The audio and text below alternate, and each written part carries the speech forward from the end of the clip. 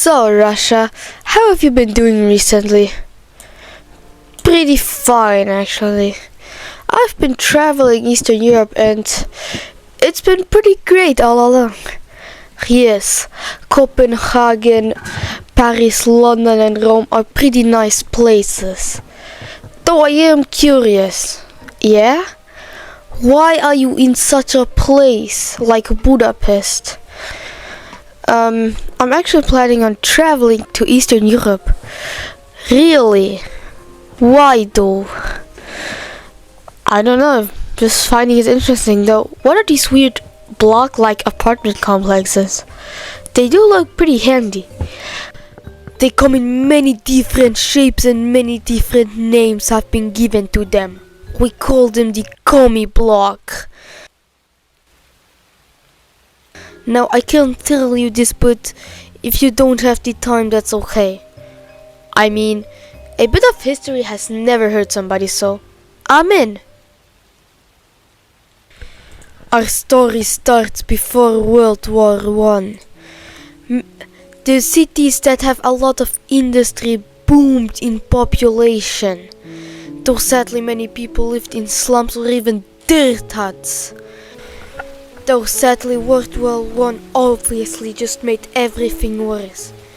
Though after we killed off the king and after we had our October Revolution and the war was over, the commies started using private communal apartments or so-called communalcars, which united different social groups into one physical place as a housing place. Now the housing belonged to the government and the family were assigned a little number of square meters. Stuff like kitchens, bathrooms, and the heck even hallways were shared. Now life there wasn't super. The residents say they have no reason to be living together. They had little commitment to the communal living. To navigate, the families had duty schedules. Now, these were taped on corridors or hung on the kitchen fridge or something, I don't know. The length of how long they had to do these duties depended on the size of the family. Now, these duties were stuff like normal tasks, for example, cleaning the common spaces by sweeping and mopping, and also cleaning the kitchen every few days, cleaning the bathroom, and also taking out the trash. Life wasn't private at all there, sadly. People knew a lot about neighbors, like relationships, opinions, daily routines, schedules, and even habits. Another way how I can describe the lack of privacy was by just quoting Svetlana Boyem, a woman who is a Russian-Armenian cultural a woman who is a Russian-American cultural theorist described her life in a kommunalka as both intimate and public, with a mixture of ease and fear in the presence of strangers and neighbors. The kitchen was the heart of the apartment. Jokes and gossip were shared. Lies and defamation were spread. The news and the drama was also a topic. It was like everyone spied on each other.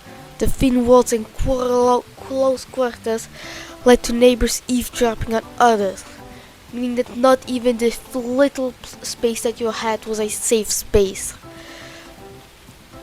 Again quoting Svetlana, she stated that the apartments were a breeding ground of police informants. Some people resorted to methods like denouncing the imprisonment of neighbors to fight against elements opposing the Soviet government.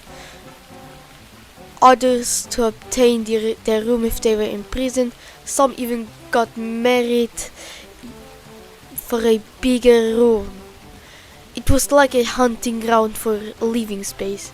It was truly awful there, and I wish that never happens again.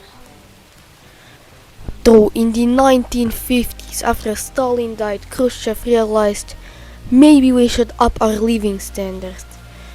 Was only 30 years by that point, and made these commie blocks.